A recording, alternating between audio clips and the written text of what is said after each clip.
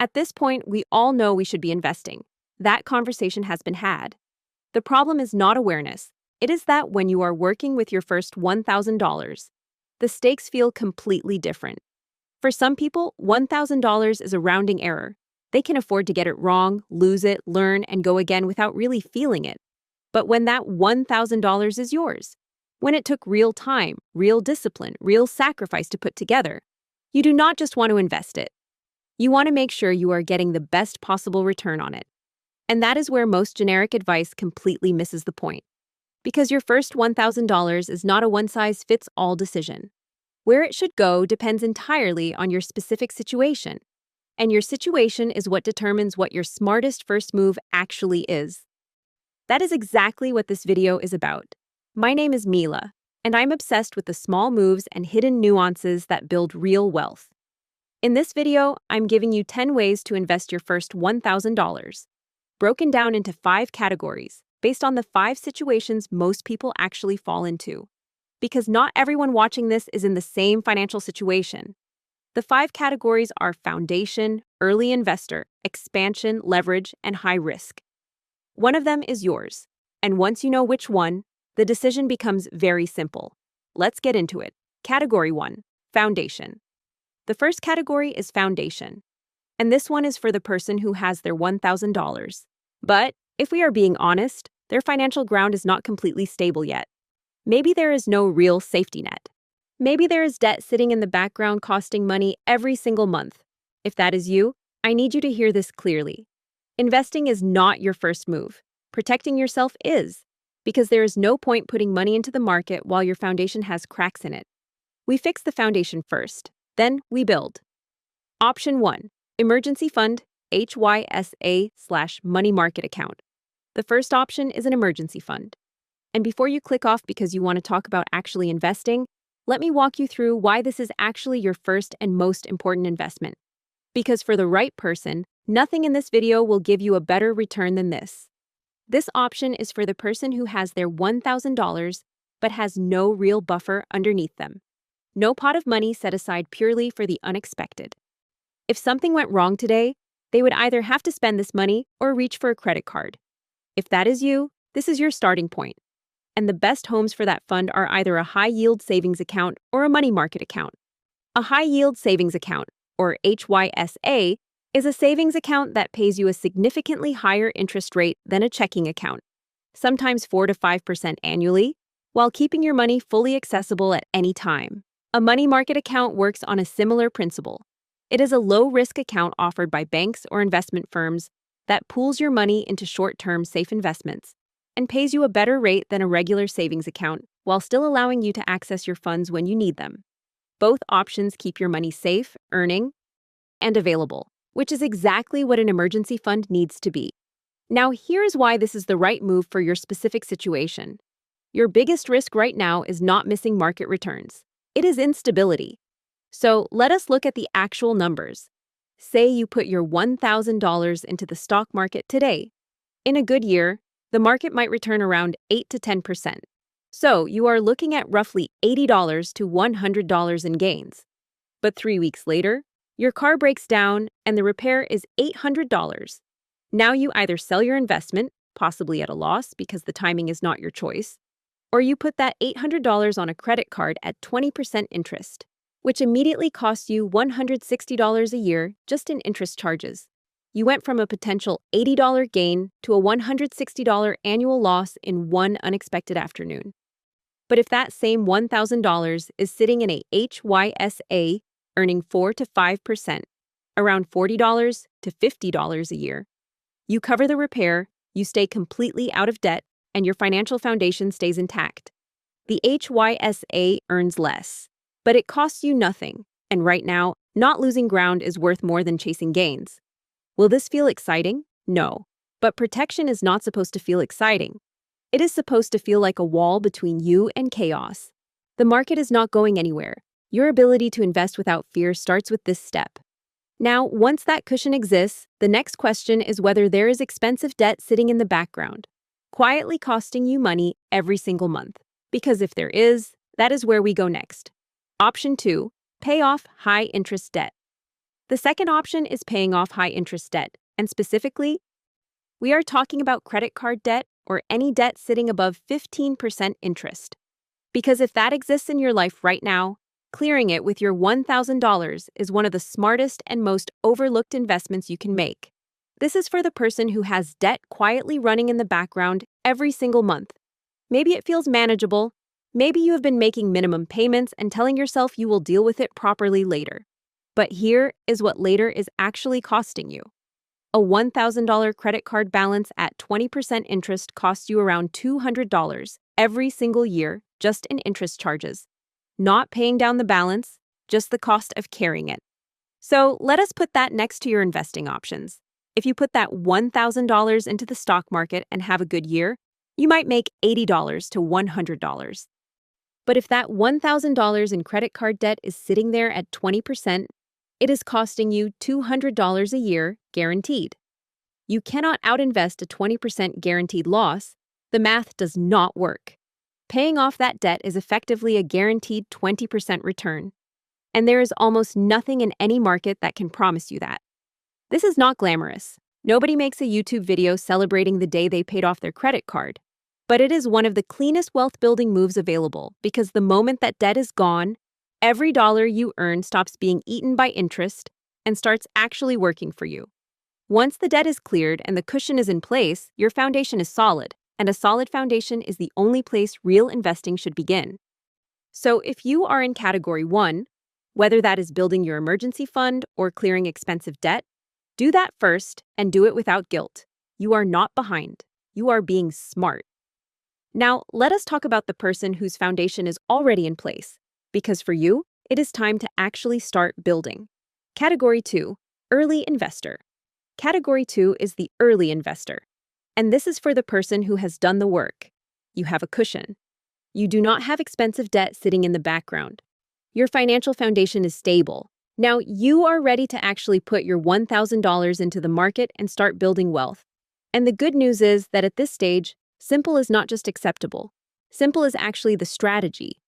You do not need complexity to start investing well. You need consistency and the right vehicle.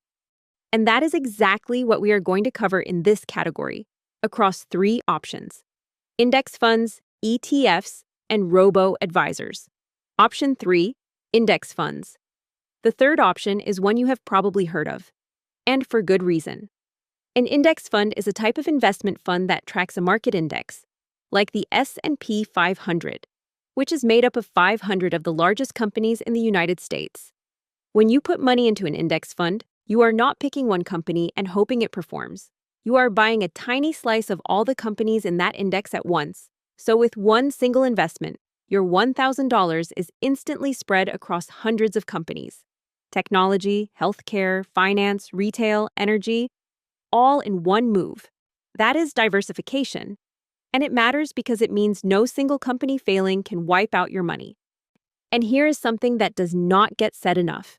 Research consistently shows that index funds outperform the majority of actively managed funds over the long term.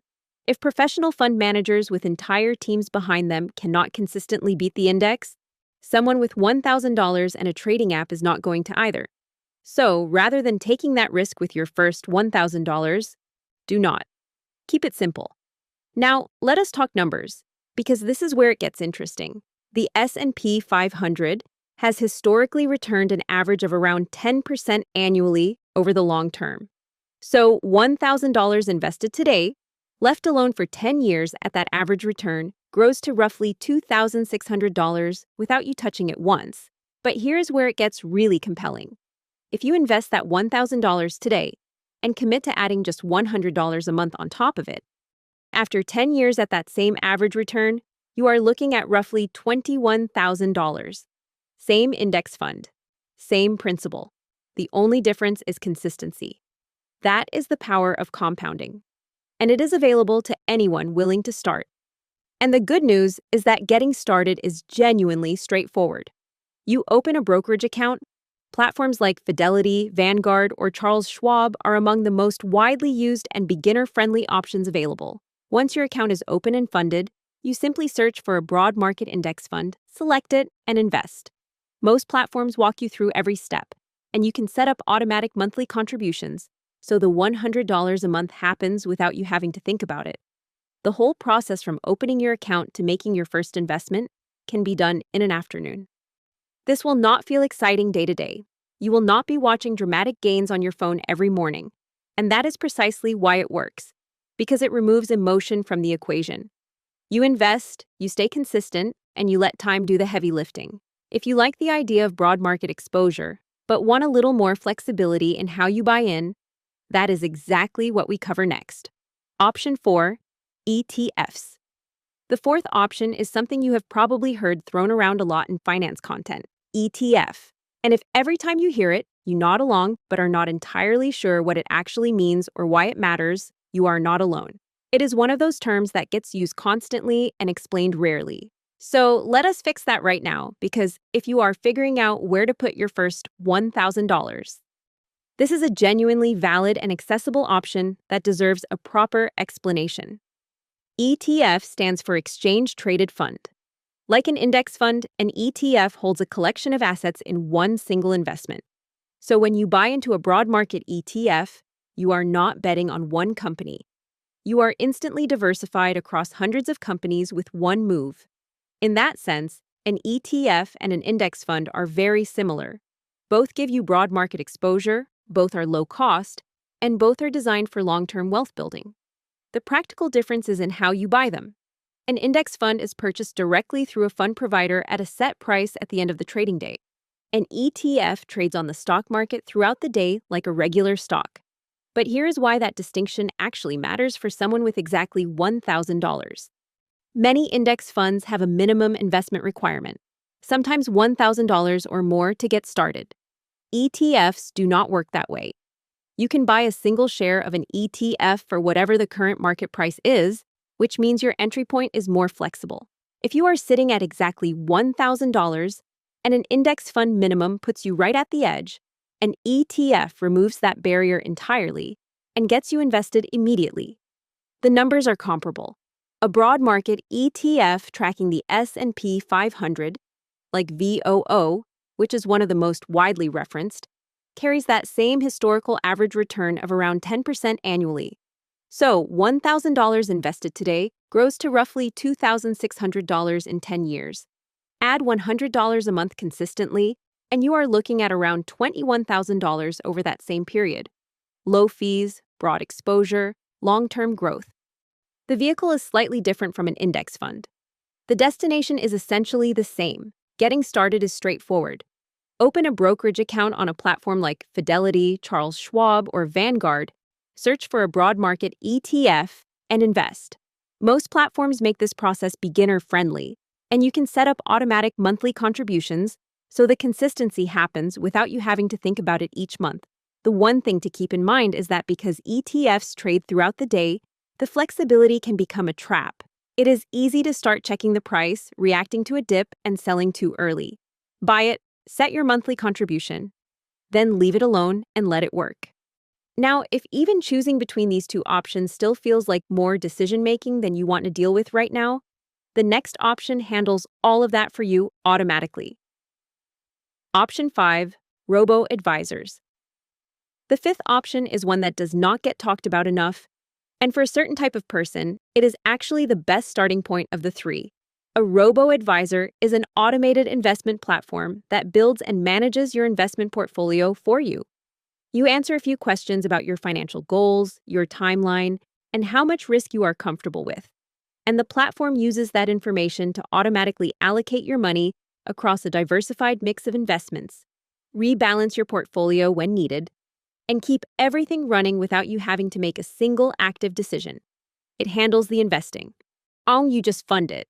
And before anyone thinks that sounds too hands-off or not serious enough, this is not a gimmick.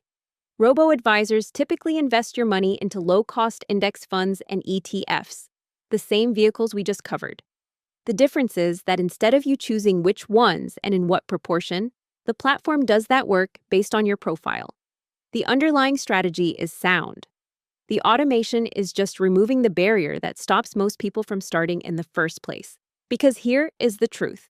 The biggest obstacle for most new investors is not lack of money, and it is not lack of information. It is the paralysis that comes from feeling like you do not know enough to make the right decision. Robo-advisors solve that problem directly. You do not need to know the difference between a growth ETF and a bond fund.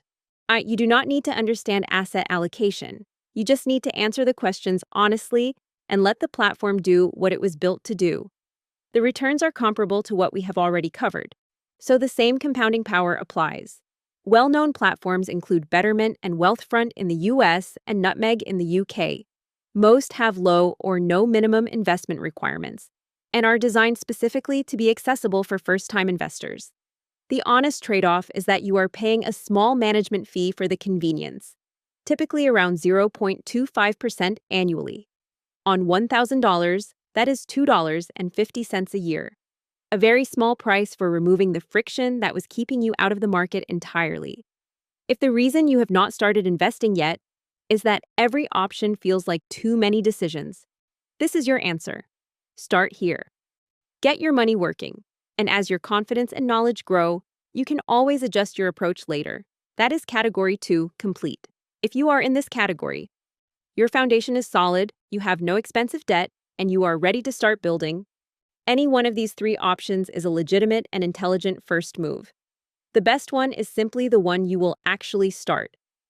Now, let us move into Category 3, because this one is for the person who already understands the basics and is ready to think in layers. Category 3, expansion. Category 3 is expansion, and this category is for a specific person, someone who already has their foundation in place, has already started investing, and is now thinking beyond simple market exposure. You understand the basics. You are comfortable with the idea of being in the market. Now, you are asking a different question, not just how do I grow my money, but how do I build a portfolio that is more rounded, more stable, and working in more than one way at once? That is the expansion mindset. And in this category, we are covering two options, bonds and REITs, both of which introduce something that pure stock market investing does not always give you: stability and income. Option 6, bonds. At this point, you have started investing. Your money is in the market and it is growing, but if everything you have is in stocks, you are fully exposed to wherever the market decides to go, and at some point the market will go down. That is not a prediction, it is just how markets work. And this is where option 6 comes in. Bonds. They exist to change that equation.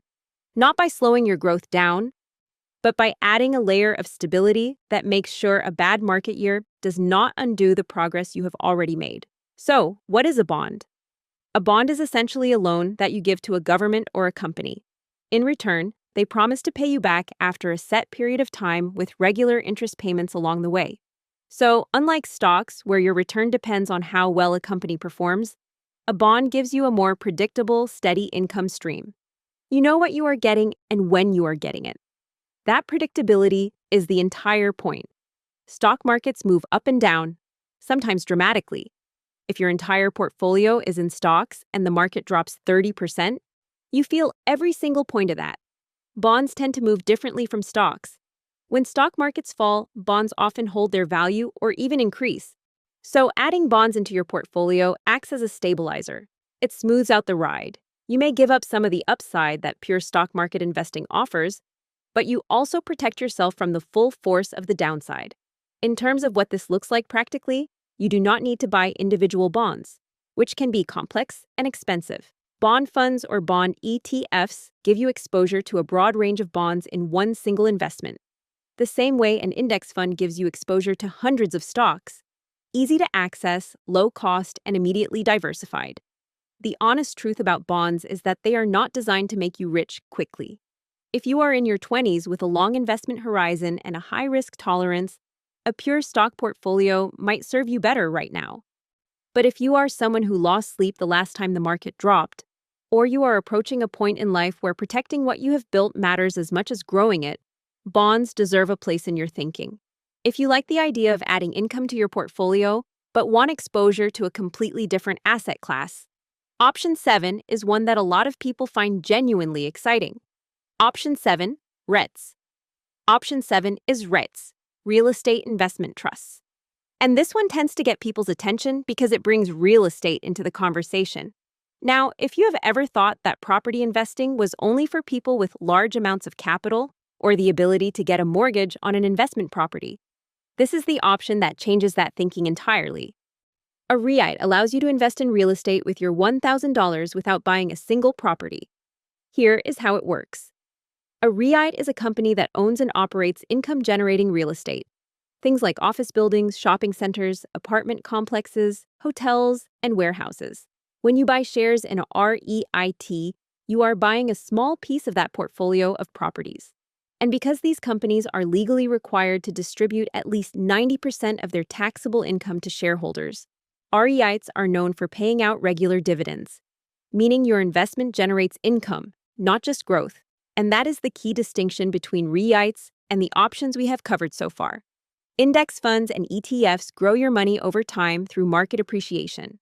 Our REITs do that too, but they also put money back into your pocket regularly through those dividend payments, and so your $1,000 is not just sitting there growing quietly. It is actively generating income while it grows.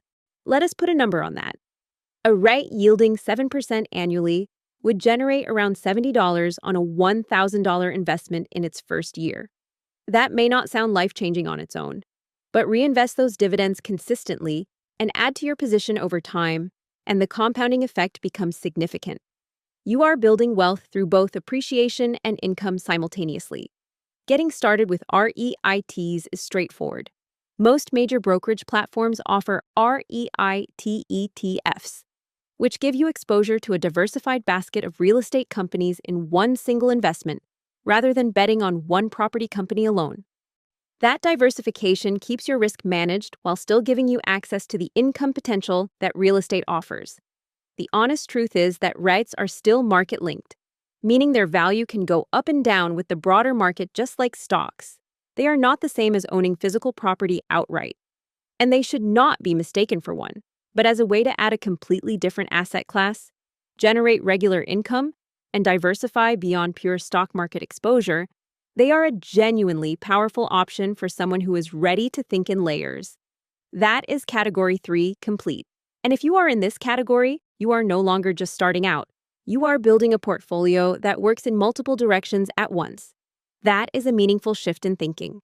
And now we move into Category 4, and this one has the potential to change the conversation entirely. Because sometimes the highest return on your first $1,000 has nothing to do with the market at all. Category 4, leverage. Category 4 is leverage. And this is where the video takes a turn that a lot of people do not expect. Because everything we have covered so far has been about where to put your $1,000 in the market. This category asks a completely different question. What if the market is not where your $1,000 does its best work right now?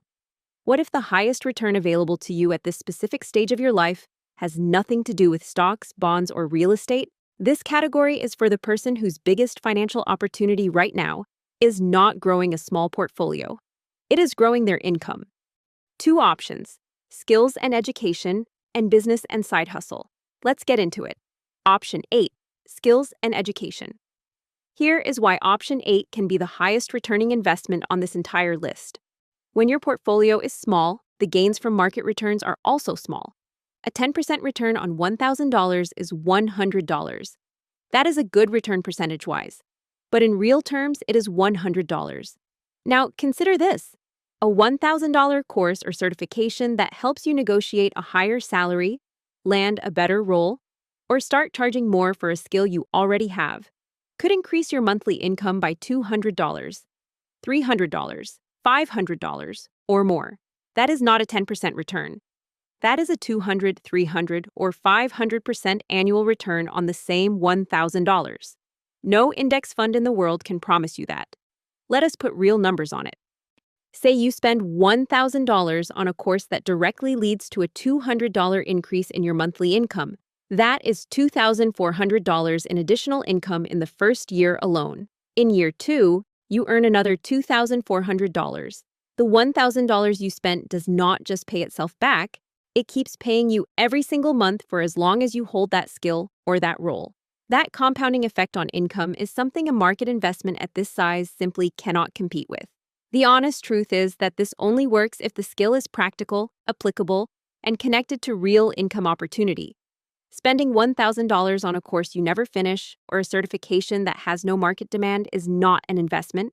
It is an expense. So the question to ask before spending is simple. Will this directly and realistically increase what I earned? If the answer is yes, and this may be the smartest place your $1,000 goes. If you want to take that logic one step further and put your $1,000 directly into something you own and control, the next option is exactly that. Option 9. Business and side hustle. Option 9 is for you if a salary has a ceiling you are not willing to accept.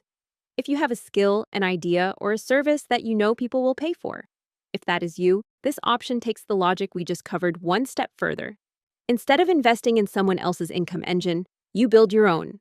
Now, $1,000 is not a large amount of capital, but it is enough to start more than most people realize. If you have a service-based skill, writing, design, coaching, consulting, photography, social media management, $1,000 can cover the tools, the software, the website, and the initial marketing that gets your first clients through the door. If you are product-based, it could cover your first batch of inventory. If you are digital, it could fund your first round of content creation or paid advertising.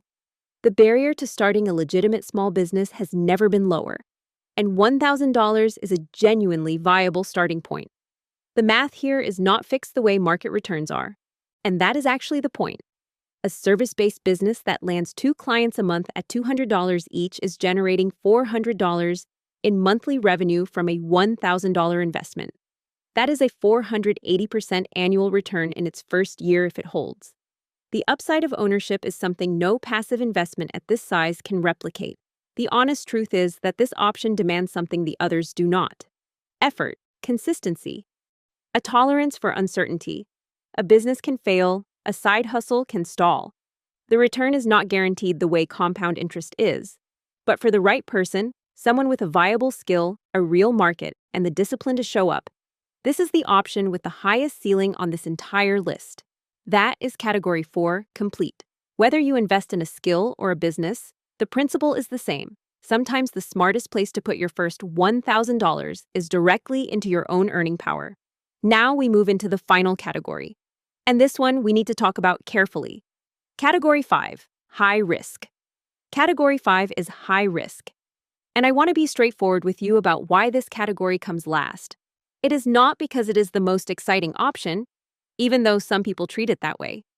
It is because this category only makes sense once everything else is in place. Your foundation is solid, your investments are running, your income is growing. Now and only now does this conversation become relevant. If you are jumping to this category before any of that is handled, this is not your next step. Go back.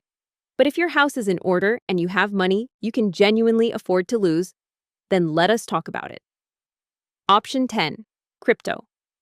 Option 10 is unlike every single option we have covered in this video. There is no underlying business generating revenue, no government guarantee, no dividend payment, no predictable return. What drives the price up can drive it back down just as fast. And in crypto, the swings are not the 10 or 20% corrections you see in stock markets. They are 50, 60, and 70% drops that can happen in a matter of weeks. And yet people have made life-changing money in crypto. That is also true. Bitcoin went from under $1 in 2011 to over $120,000 at its peak. Ethereum, Solana, and others have produced extraordinary returns for people who got in early and held. But so is the potential to lose everything you put in. Both outcomes happen regularly, and neither is predictable. That is not an argument against it. It is just the honest reality of what you are entering when you put money into this market. If you choose to allocate your $1,000 here, treat it as a speculation bucket, not a foundation strategy. Do your research, understand what you are buying and why, and decide in advance what losing it would mean to you. If the answer is nothing, proceed with your eyes open. If the answer is anything other than nothing, this is not your category yet. That is all 10 options. And now the only question that matters is, which one is yours? So now you have seen all 10 ways you can invest your first $1,000. And the question is not which one sounds the most impressive. It is which one is honest for where you actually are right now. So let us make that decision simple. If you have no financial cushion and one unexpected expense would send you into debt, you are in foundation. Your $1,000 builds that cushion first. If you have high interest debt sitting in the background, costing you money every single month, you are also in foundation. Clear that debt before you do anything else. If your foundation is solid and you are ready to put money in the market for the first time, you are an early investor. Why pick an index fund, an ETF, or a robo-advisor and start? If you are already invested and want to add stability and income to what you are building, you are in expansion. Bonds and REITs belong in your thinking.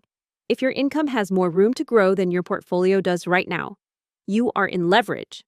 Put that $1,000 into a skill or a business and increase your earning power first. And if everything else is already in place and you want speculative upside with money you can genuinely afford to lose, you are in high risk. Proceed carefully and with full awareness of what you are entering. One of those is you, and now you know exactly what to do next. Here is what I want to leave you with. The point of your first $1,000 is not to prove that you are an investor. It is not to keep up with what everyone else is doing or to pick the option that sounds the most sophisticated. It is to make the smartest decision for your specific situation right now, and then build from there. Because wealth is not built in one move. It is built in a sequence of right moves made at the right time. Your first $1,000 is simply the beginning of that sequence. Place it well, and everything that follows becomes easier. If you found this video useful, I would love it if you subscribed. It genuinely helps this channel grow, and it means you will never miss a video. And if you know someone who has been sitting on their first $1,000, not knowing what to do with it, send this to them. It might be exactly what they needed.